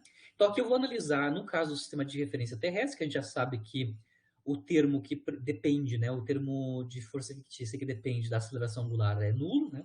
E a gente só sobra duas forças não inerciais, que é a centrífuga e Coriolis. Vou começar com a análise, né, da análise qualitativa e quantitativa da força centrífuga, né? Por exemplo, se eu estou com uma partícula que está em repouso, né, sobre a superfície da Terra. Se está em repouso sobre a superfície da Terra, né, a velocidade medida na superfície da Terra para essa partícula é V1, que é o vetor nulo, né? A velocidade nula relativa ao sistema que está colado na Terra, na superfície da Terra, que é o sistema S1 não inercial, o sistema girante, né? Isso implica que a força de Coriolis para uma partícula repouso na superfície é nula, né? E aí só tem força fictícia centrífuga atuando sobre a partícula, né? Quando eu estou analisando o caso do sistema terrestre, né? Ah, a primeira coisa, né, o primeiro efeito claro que acontece da contribuição da força centrífuga sobre a partícula descrita nesse sistema girante, né, é uma mudança na medida da intensidade do campo gravitacional, né, efetivo, né, por isso que eu estou botando em aspas, né, a medida do campo gravitacional efetivo que eu meço num sistema não inercial, né, girante. Ou seja, qual é que é o G, né? Qual é que é a aceleração da partícula que eu meço se ela está em repouso, né? Num sistema de referência não inercial. Qual é que é o peso dela, né? Qual é que é o valor do peso dela quando a gente mede ela no sistema de referência girante, né? Ele é um pouquinho diferente do que a gente mediria no sistema inercial, né? Vamos começar com a análise qualitativa e depois quantitativa, né? Vamos tomar então um ponto com latitude lambda, né? Então eu vou fazer análise explícita, né, de qual é, que é a contribuição da força centrífuga, né, inercial no efeito do campo gravitacional aparente, né, nesse sistema girante. Para fazer isso, eu primeiro vou fazer os desenhos esquemáticos. Aqui eu tenho um corte transversal da Terra, né? Aqui está a origem da Terra. Aqui eu tenho a linha do Equador, né? E os polos sul e norte. Para o meu exemplo qualitativo aqui, ou quantitativo, eu vou mostrar, né, representar então uma partícula que está na superfície da Terra, né, tá aqui, que está sendo descrita pelo sistema de referência girante da Terra, que é não inercial, né? E aqui eu estou mostrando algumas quantidades, né, relativo à força de centrífuga, né? Relativo à força centrífuga, né? Primeiro, aqui eu estou mostrando qual é que é a aceleração gravitacional no sistema inercial, né? Que é o G, né? Certo? No caso do sistema inercial, o G aponta na direção da origem, né? Do sistema de coordenadas inercial que está. Lembrando que o inercial e não inercial têm a mesma origem, né? O O e o O1 são idênticos, né? No caso do inercial, o G está apontando, a peso, né? Está apontando para o centro da Terra. Então, estou representando o G aqui, né? Eu também tenho o valor da aceleração que aparece devido, né? Devido à força centrífuga, né? Ela envolve, então, um triplo produto vetorial ômega, na verdade, menos ômega R1, né? Primeiro aqui eu quero ver para que lado aponta esse vetor, né? Menos ômega R1. Para fazer isso eu preciso analisar um pouquinho em detalhe aqui, que é nesse gráfico, nessas representações à direita, tá? Eu estou mostrando que eu posso mostrar aqui o vetor menos ômega R1, né? Esse triplo produto vetorial multiplicado por menos 1, né? Ele aponta em sentido paralelo ao equador terrestre, né? E saindo da Terra. Paralelo ao equador terrestre, saindo da Terra. Por que eu sei que é essa direção e esse sentido? Primeiro, a gente vai calcular qual é que é o vetor do produto vetorial, primeiro, qual é que é a direção e sentido do produto vetorial ômega R1, tá? Ômega é o vetor velocidade angular de giro da Terra, né? Que é o Polo Norte, está aqui, ômega. O vetor R1, que é o vetor posição da partícula medida a relativo à origem, né? Está aqui. E aí a gente vai definir a latitude, né? Latitude é o ângulo medido a partir do equador terrestre, né? Está aqui o ângulo lambda, está aqui o ângulo lambda. Né? Ou seja, o ângulo lambda é o ângulo do vetor posição, né? Medido relativo ao equador terrestre, cuja origem é o centro da Terra. Da regra da mão direita, a gente consegue mostrar que o produto vetorial ômega R1, pela regra da mão direita, né, é um vetor entrando no plano. Né? Então, o vetor ômega R1 entra no plano.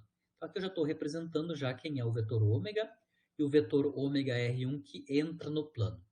O produto vetorial ômega vetor ômega R1 é um vetor que é perpendicular tanto ao ômega quanto ao ômega vetor R1. Então, pela regra da mão direita, né, ômega vetor R1 é um vetor que aponta para a esquerda, né, e perpendicular a esses dois caras, né?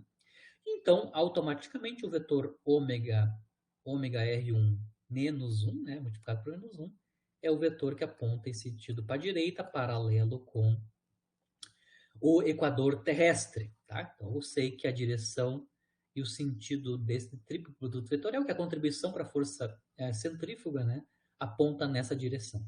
Lembrando que a aceleração medida no sistema inercial, que é o G, somado com a aceleração, né, medida adicional, né, termo adicional nas acelerações, né, que é este termo aqui, ó. Não, desconsiderando a centrífuga, perdão, desconsiderando a Coriolis e o último termo, né, a aceleração medida no girante e a aceleração no inercial, a diferença é esse termo aqui, né? Esse termo que envolve o negativo e o triplo produto vetorial, né? Ou seja, a aceleração medida no inercial no não inercial girante, que eu estou chamando de G', né? É a soma vetorial da aceleração medida no inercial, que é o G, que é esse vetor aqui, radial, né? Mais o vetor menos triplo produto vetorial ômega R1, que claramente nessa soma vetorial vai dar um G', um vetor G' que não coincide com o vetor G, tá? Medido no inercial, o que é o usual, né? Então, o efeito da força centrífuga é, primeiro, shiftar a direção e o sentido da vetor aceleração gravitacional efetivo, né? E também, claro, vai mudar o módulo, né? O módulo desse vetor G' também é distinto, tá? Só para lembrar toda a geometria do problema. Ou seja, se a gente está considerando apenas a força centrífuga, né? As acelerações estão relacionadas dessa forma, no sistema S1 girante e no inercial. As acelerações são basicamente só as acelerações gravitacionais, né? No sistema S1 eu estou chamando a aceleração gravitacional efetiva de G', a aceleração gravitacional no inercial é G, e a contribuição da força centrífuga inercial, não, a força fictícia, é dado por essa aceleração menos o produto vetorial ômega R1, certo? Lembrando que o vetor R1, basicamente, no caso, se a partícula está em repouso sobre a Terra, né? O módulo do vetor R1 justamente é o raio da Terra, né? É o raio médio da Terra. A gente pode calcular, então, numericamente, qual é, que é a contribuição desse vetor, que é o triplo produto vetorial. Ou seja, qual é, que é o shift, né? Sobre o G inercial, que vai nos dar o G efetivo, né? Para isso, primeiro, a gente precisa... Bom, a gente já sabe que o vetor R1 tem módulo igual ao raio da Terra, e a gente precisa saber agora calcular numericamente a velocidade angular de rotação da Terra, né? Sabido o período de rotação terrestre, né? Bom, a velocidade angular de rotação é 2π dividido pelo período em segundos, né? O período de rotação em segundos. Então, é 2π dividido pelo período de rotação da Terra em segundo, em torno do próprio eixo, que é 24 horas, né? Fazemos a conversão para segundos, né? 24 horas em segundos. E a gente vai obter, então, a velocidade angular de rotação da Terra em unidades de radiano por segundo. Isso dá um número pequeno, como eu já falei, é bem pequenininho, né? 7,310 na menos 5 radianos por segundo. Essa é a velocidade angular de rotação da Terra em torno do seu próprio eixo, né? Então, é uma potência de 10 pequena, 10 na menos 5. Se a gente quer calcular qual é que é o shift, né? Qual é que é a mudança devido à descrição do movimento do sistema girante, ou seja, qual é que é o shift para calcular G' comparado com G, né? A gente precisaria calcular qual é que é o módulo desse vetor, triplo produto vetorial, né? Bom, o módulo de um triplo produto vetorial seria a definição de módulo do produto vetorial, né? Módulo do primeiro vetor multiplicado pelo módulo do segundo vetor, seno do ângulo entre esses dois vetores, né? Então, módulo de ômega vetor R1, seno do ângulo entre eles, o ângulo entre ômega e ômega vetor R1. A gente acabou de mostrar aqui que o ângulo entre ômega e ômega R1 é 90 graus. Então, o seno do ângulo entre eles é 1. Né? Então, basicamente, o módulo do triplo produto vetorial basicamente é o módulo do vetor ômega e do vetor produto vetorial ômega R1. O módulo do produto ômega vetor R1, de novo, definição de módulo de produto vetorial, né? Módulo de ômega, módulo de R1, seno do ângulo entre eles. A gente já mostrou que o módulo entre ômega e R1, né? Ômega e R1 é π menos lambda, π menos a latitude, né? Ó, o ângulo entre ômega e R1, que é este ângulo aqui, né? É π menos o lambda, né? Aqui. Então, módulo de ômega, né? Módulo de R1 é o raio da Terra e seno do ângulo entre eles, de ômega e R1, é π sobre 2 menos lambda. Usamos a integridade trigonométrica, né? Seno de π sobre 2 menos lambda é cosseno de lambda, né?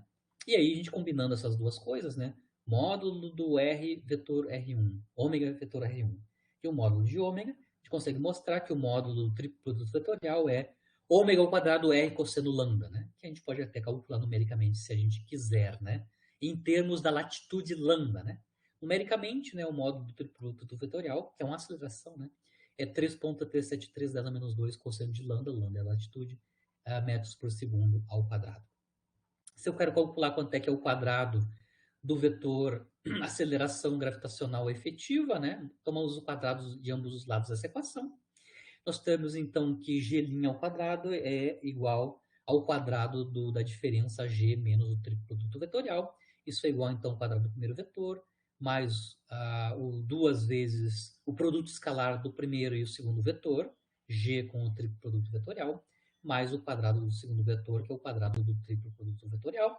Aqui, então, a gente vai ter que G' quadrado igual a G quadrado, menos duas vezes, lembrando que o produto escalar, né, G com triplo produto vetorial, é escrito em termos do módulo do primeiro vetor, que é o G, módulo do segundo vetor, que é o triplo produto vetorial, e o cosseno entre o G e o vetor triplo produto vetorial. A gente consegue mostrar aqui que o triplo produto vetorial, né, que é esse vetor aqui, né, faz com um G, né, o ângulo lambda também. O ângulo entre G e o triplo produto vetorial é justamente o ângulo lambda também. Tá? Ok? Então, aqui esse menos duas vezes o produto vetorial G com o triplo produto vetorial vai dar menos 2G, o módulo do triplo produto vetorial cosseno de lambda, né? E o quadrado do módulo do triplo produto vetorial vai nos dar ômega na quarta, né? Ômega 4 R2 cosseno quadrado de lambda, né? Bom, até o final aqui a gente consegue mostrar que conseguimos mostrar que tem um shiftzinho aqui, tem um erro nesse ômega quadrado, na quarta, na verdade, aqui, né? Esse que acompanha o R2 tem que ser na quarta, né? Quarta, e aqui é quarta. Ou seja, do ponto de vista de módulo, né, a gente sabe que o módulo da aceleração gravitacional efetiva, né? A medida no sistema linha, né, que é o sistema girante, né, é igual, pode ser escrito como o quadrado da aceleração no sistema inercial, que é o g, né, e uma correção, né, uma correção que depende da latitude. Tá? Claro que o raio da Terra aqui está explícito, o g inercial é conhecido, e a velocidade angular da Terra é pequena e conhecida, né? Mas basicamente a relação, o shift, né, a diferença entre a aceleração gravitacional no sistema girante, que é o sistema terrestre, né, e no sistema inercial é explicitamente dada em termos do cosseno quadrado da latitude. Tá? A gente consegue ver que quando a gente está no Polo Norte, cuja latitude é 90 graus, né? Lembrando que o ângulo latitude lambda é medido a partir do Equador, né? No Polo a gente tem 90 graus, no Equador é zero, né? Quando a gente está no Equador, né? Perdão, quando a gente está no Polo Norte, quando a latitude é 90 graus, não tem influência nenhuma da força centrífuga, né? Para o G efetivo, né? O cosseno de π sobre 2 vai dar zero, e aí as duas acelerações gravitacionais no sistema inercial e no girante vão ser idênticas, né? Mas no Equador a gente vai ter uma diferença mensurável, né? Porque a gente vai ter, então, um shift, né? Um shift que é proporcional ao quadrado de lambda, né? Quadrado da latitude. A gente pode calcular explicitamente em termos, numericamente em termos da latitude, se eu substituir, então aqui, só um momentinho, eu vou ter que parar aqui atendendo. Só um momentinho.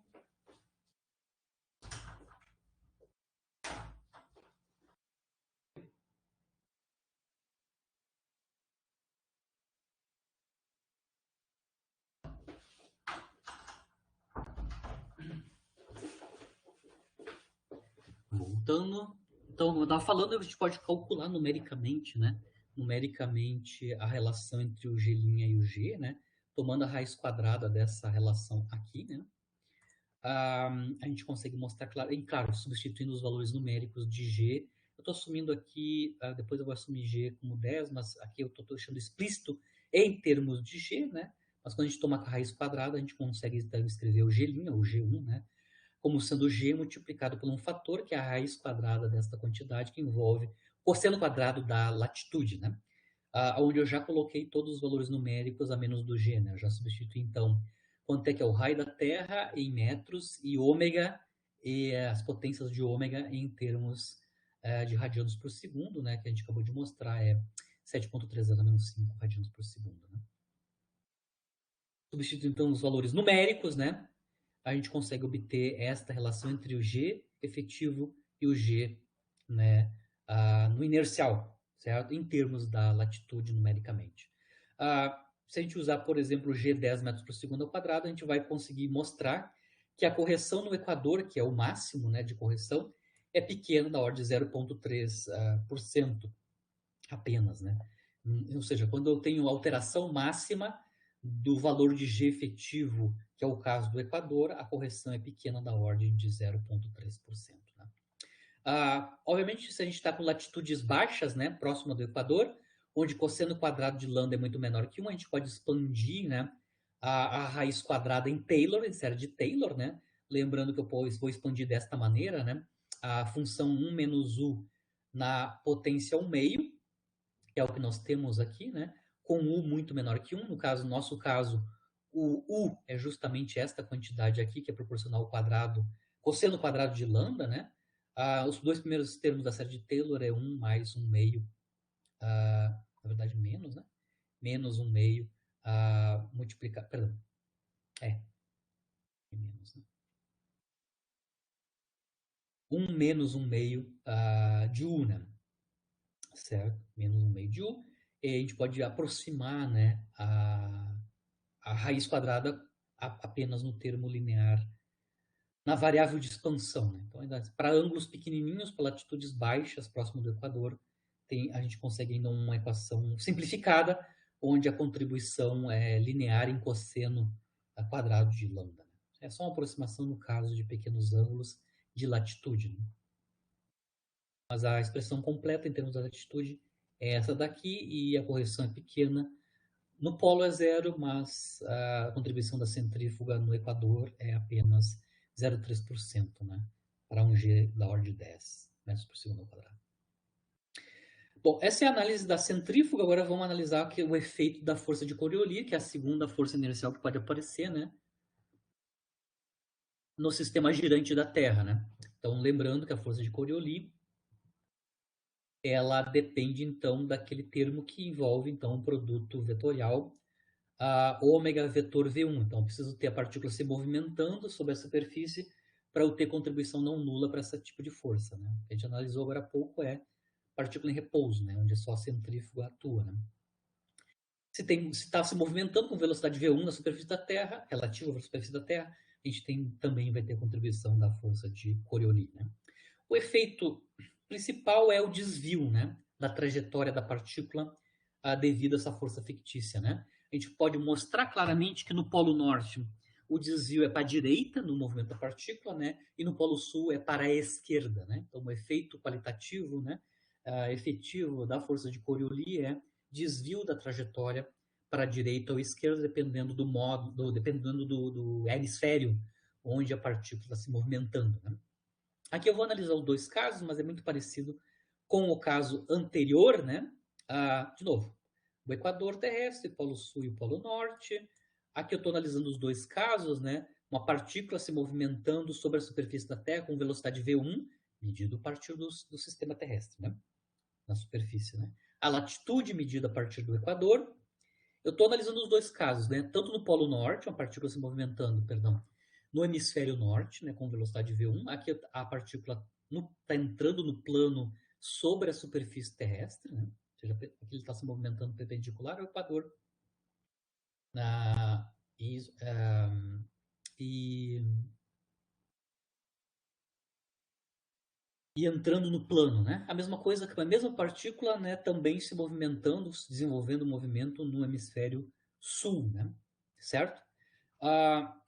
Lembrando, a força de Coriolis, né, é aquela contribuição que envolve, então, o produto vetorial ômega vetor V1, né? A aceleração correspondente, né, a contribuição para a aceleração vindo da força de Coriolis, né, é menos 2 ômega vetor V1, né?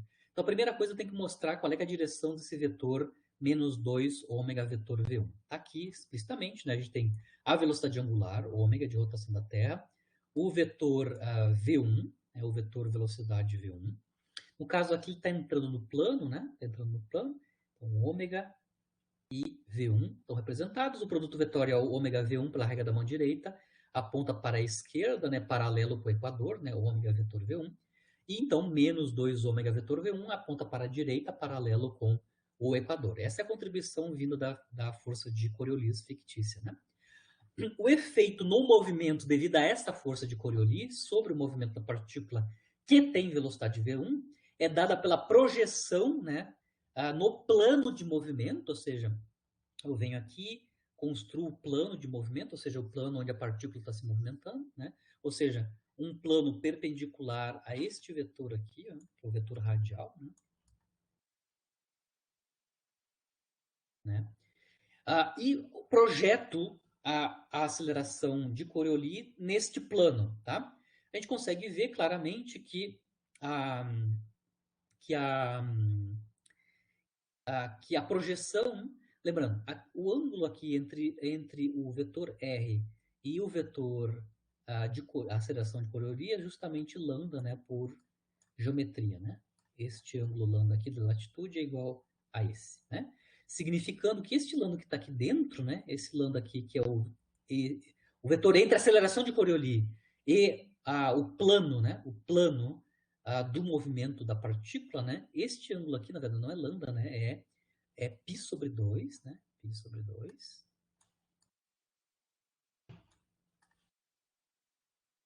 menos lambda, né? Π sobre 2 menos lambda é este ângulo aqui, né? Π sobre 2 menos lambda.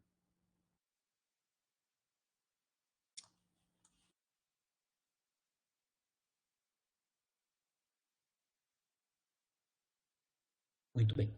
Então aqui o efeito no movimento da partícula vai ser, aí tá claro por que vai ser um desvio para a direita, né? Se a partícula está se movimentando, entrando no plano, né? O efeito da projeção da aceleração de Coriolis no plano de movimento, no caso, se a partícula está no hemisfério norte, é fazer com que eu tenha uma contribuição para a aceleração da partícula que está para a direita do movimento, do vetor velocidade V1, certo? E cujo tamanho vale o módulo da aceleração de Coriolis seno de lambda. Seno de lambda porque essa projeção está associada com cosseno de π sobre 2 menos lambda, por identidade trigonométrica aí. Cosseno de π sobre 2 menos lambda é seno de lambda. Então, esta projeção aqui da aceleração de Coriolis no plano de movimento é o módulo da aceleração de Coriolis multiplicado por seno do ângulo de latitude, certo? De outra forma, se a gente fizer a mesma análise, né, no hemisfério sul, né, a gente vai ver que a projeção da força de Coriolis no plano sobre o plano de movimento faz com que eu tenha uma componente da aceleração de Coriolis que aponta em sentido direito, à direita do vetor velocidade V1 no sistema S1. Tá? É por isso que no hemisfério norte a força de Coriolis desvia os movimentos para a direita e no hemisfério sul a força de Coriolis, a sua projeção no plano de movimento, desvia os movimentos na direção para a esquerda, né, do vetor V1, certo? Claro que a gente consegue calcular, a gente mostrou ali que a componente horizontal da força de Coriolis, ou seja, no plano de movimento, é módulo da aceleração de Coriolis vezes seno de lambda, lembrando que o módulo desse vetor aqui, né, o módulo desse vetor, lembrando que o vetor ômega e o vetor V1 são vetores perpendiculares, né? O módulo de ômega vetor V1 é basicamente o produto dos módulos desses dois vetores, que é o ômega V1 e aí seno de lambda. Então, a projeção no plano de movimento da aceleração de Coriolis vale ômega V1 seno de lambda, a latitude, né? A gente vê agora que no Equador, onde lambda é igual a zero, a projeção da força de Coriolis é nula, né? Ou seja, a força de Coriolis é zero no Equador e é máxima nos polos, né? Quando lambda é π sobre 2. Então é diferente da centrífuga, né? A centrífuga é mínima nos polos, zero no polo e máxima no Equador, e inverte aqui no caso da Coriolis, né? Ela é mínima nos polos e máxima, mínima no Equador e máxima nos polos, né? Um efeito desse desvio, então qualquer partícula está se movimentando, né, sobre a superfície da Terra, descrito por um sistema que está colado na superfície da Terra, que é um sistema girante, vai estar sujeita a uma força de Coriolis, claro, centrífuga e Coriolis, né, mas aqui a gente está analisando o caso da Coriolis, a gente já entende o que acontece, né, é desvio para a direita no hemisfério norte e desvio para a esquerda no hemisfério sul. Isso, por exemplo, tem um efeito para movimentos que a gente sabe, já discutiu bastante, né? Porque são os movimentos pendulares, né?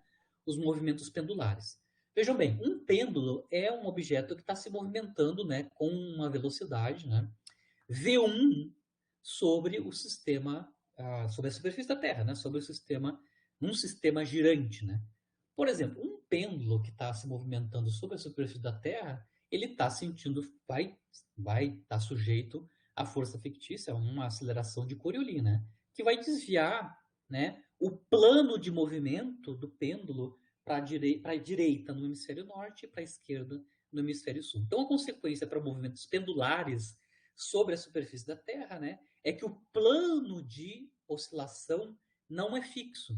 Ou seja, devido ao fato que a gente tem componente que desvia o movimento do vetor V1 para a direita ou para a esquerda, vai depender do hemisfério, né? Vai fazer com que o plano de movimento pendular rotacione, precessione com uma determinada velocidade angular de rotação, né? A gente pode calcular essa velocidade de precessão, né, do plano de movimento pendular, basicamente a projeção, né, do vetor angular, vetor velocidade angular de rotação da Terra na direção de R, né? Ou seja, eu consigo projetar o vetor ômega, perdão, o vetor ômega projetado na direção de R, lembrando que o vetor R é o vetor perpendicular, né? Perpendicular ao plano, né? Ao plano de movimento da partícula, no caso de um pêndulo, né? Cujo eixo, né, vertical é o vetor R, tá? Lembrando que ele vai girar, obviamente, com uma velocidade angular efetiva, que basicamente é a projeção de ômega na direção de R. A projeção de ômega na direção de R é basicamente, vou chamar de ômega maiúsculo, né? É ômega multiplicado por cosseno de π sobre 2 menos lambda, que vai nos dar ômega seno de lambda, né? Ômega seno de lambda é a velocidade de rotação, né, do plano do pêndulo, né, em termos do tempo, né? Obviamente que nos polos, né, a gente vê que a velocidade angular de rotação do plano é exatamente igual ao movimento de rotação da Terra, né, a velocidade angular de rotação da Terra, mas se a gente está fora do polo, a gente tem a velocidade angular de rotação do plano de oscilação diferente de ômega, né, um pouquinho menor, claro, sempre, né. Por exemplo, em Porto Alegre, cuja latitude é menos 30 graus, né, a gente consegue calcular explicitamente a velocidade de rotação ou de precessão, né, dos planos de oscilação, né? É a velocidade angular de rotação da Terra, que é o 7,310 a menos 5 radianos por segundo, multiplicado por seno da latitude, que é o seno de 30, né? Isso vai dar, então, algo que é 3,65 10 a menos 5 radianos por segundo. A gente pode calcular qual é que é o período, né, em que um pêndulo, né, vai ter um giro completo do seu plano de oscilação, né? Eu consigo calcular a partir desse ômega maiúsculo em Porto Alegre, né? O período de rotação do plano de oscilação, né, é 2π sobre essa velocidade angular. Eu posso calcular numericamente em segundos, isso dá 1,7 10 na 5 segundos, transformado em horas é 48 horas em Porto Alegre, né? Isso significa que, começando com um pêndulo se movimentando em determinada direção pendular, depois de 2 dias, né, que é 48 horas, né, depois de 2 dias, o plano de oscilação do pêndulo girou de 180 graus, né, certo? Já deu um giro completo, né, em torno do eixo vertical, né, em torno do eixo vertical. E, claro, no polo é exatamente igual ao período terrestre, né? Em 24 horas, o plano de rotação, o plano de oscilação do oscilador, né, do pêndulo, vai girar de 360 graus. Tá? Claro que tem outros efeitos, eu estou mostrando um dos efeitos, outros efeitos é a influência na formação de ciclones, né, justamente porque a força de Coriolis vai shiftar, né, vai alterar a direção de movimento, né, das partículas relativo a uma determinada direção, seja para a direita no hemisfério norte e para a esquerda no hemisfério sul e assim por diante. Então, um dos efeitos atmosféricos ou climáticos da Coriolis é justamente a formação de ciclones, porque ela vai estar envolvida, né, de qual é que é a velocidade efetiva das partículas, né, que formam o ciclone, né, dependendo do hemisfério que ela está, né, que tem uma representação gráfica, né, da formação do ciclone nos dois hemisférios. Né. Com isso, encerro a questão do sistema de referência inercial. A gente analisou os dois casos, né, sistemas de referência não inerciais que são translacionalmente acelerados relativo ao inercial, mas também a gente pode ter sistemas não inerciais que são constituídos por sistemas girantes, né, relativo ao inercial, e aí o clássico sistema girante é o sistema de referência onde a gente está descrevendo partículas sobre a superfície da Terra, né? A gente mostra até que os efeitos são pequenos do ponto de vista numérico, mas claro, tem efeitos, devido do tamanho, né? Tem efeitos mensuráveis que a gente pode analisar, por exemplo, o G efetivo medido, né, que é distinto devido à força centrífuga, e também a força de Coriolis, que é o desvio do movimento, né, devido à projeção da força de Coriolis no plano de movimento, que é distinto, inclusive, no hemisfério sul e no hemisfério norte. Com isso, encerra a aula de hoje. Na aula que vem, a gente segue em conteúdos, né? Não sei se é a última aula, mas a gente seguimos na próxima área. Sistema não inerciário eu compactei em uma única aula, né? Mas, claro, a gente poderia discutir mais sobre sistemas de referência não inerciais, mas, devido ao conteúdo programático que tem que ser vencido, a gente segue na aula que vem. Eu imagino que na aula que vem a gente vai analisar, por exemplo, princípio variacional, né, que vai ser a base, o princípio variacional vai ser a base da mecânica lagrangiana, né, e hamiltoniana, certo? Então, na aula que vem a gente vai analisar esses rudimentos, né, de cálculo variacional. Qual é que é a ideia do cálculo variacional? Que é basicamente a ideia de minimização, né, extremização do movimento, né? E como é que ela vai formar a base da mecânica lagrangiana, que é uma mecânica escalar, diferente da mecânica newtoniana, né? Que envolve, segundo a lei de Newton, uma equação vetorial, né? A mecânica lagrangiana e a newtoniana ela envolve escalares, né? No caso da mecânica lagrangiana é o lagrangiano, né? Que é uma quantidade, basicamente, a diferença da energia cinética e a potencial, né? E no caso da newtoniana, também, basicamente, a energia mecânica para sistemas conservativos, né? Basicamente, a gente consegue fazer uma mecânica a partir de escalares nessas duas formalismos, né, de mecânica clássica. Encerro a aula de hoje, fica à disposição de vocês. Voltamos.